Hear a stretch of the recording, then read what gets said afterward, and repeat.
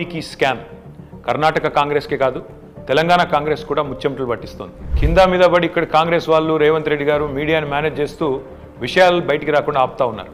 కానీ ఆ మబ్బులు కూడా తప్పకుండా 4-5 రోజుల్లో విడిపోతాయని నేను అనుకుంటాను. గవర్నమెంట్ డబ్బులు గవర్నమెంట్ అకౌంట్ల నుంచి అక్రమంగా ఏ కారణం లేకుండా సరిగ్గా పార్లమెంట్ ఎలక్షన్కు ముందు 180 కోట్ల రూపాయలు దారి మళ్ళినాయి. కర్ణాటక ముఖ్యమంత్రి స్వయంగా సిద్ధరామయ్య గారు అసెంబ్లీలో ఈ వాల్మీకి స్కామ్లో భారీ ఎత్తున డబ్బులు దారి మళ్ళినాయని ఆయనే ఒప్పుకున్నారు.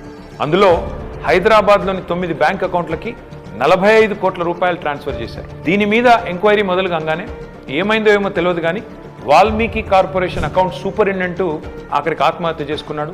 ఇవాళ ఆయన కుటుంబం రోడ్డున పడే పరిస్థితి. బ్యాంక్ అధికారులతో సహా 11 మందిని ఈడీ అరెస్ట్ చేసింది. కర్ణాటక నుండి మన తెలంగాణకు అక్రమంగా ఈ డబ్బు ఏ అకౌంట్లలోకి వచ్చింది, ఆ అకౌంట్లు ఎవరివి, ఈ తీగ లాగితే తెలంగాణ కాంగ్రెస్ డొంక మొత్తం కదులుతూ ఉన్నది. మొన్న పార్లమెంట్ ఎన్నికల్లో తెలంగాణ కాంగ్రెస్ పార్టీ తన ఖర్చులకు ఈ డబ్బులే వాడినట్టుగా అనిపిస్తూ ఉంది.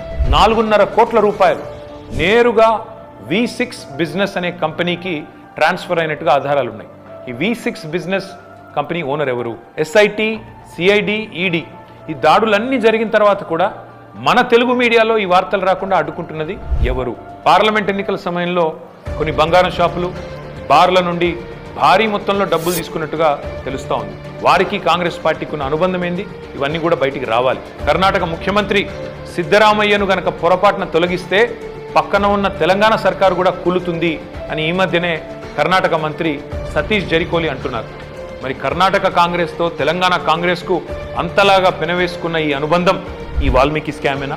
ఈ వాల్మీకి స్కామ్లో భారీ మొత్తంలో వాటా తెలంగాణ కాంగ్రెస్ నాయకులకు కూడా చేరిందని ఆధారాలు దొరికినా ఈడీ ఎందుకు మౌనంగా ఉంటుంది?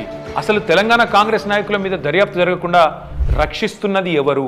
పార్లమెంట్లో గాయ చేసుడు తప్ప బయట మాత్రం ఏమీ తమ సొంత పార్టీ అవినీతి మీద నోరు విప్పని రాహుల్ గాంధీ ఖచ్చితంగా నోరు విప్పాలి. ఈ వాల్మీకి కార్పొరేషన్ గుట్టు విప్పాలని చెప్పి నేను డిమాండ్ చేస్తా ఉన్నాను.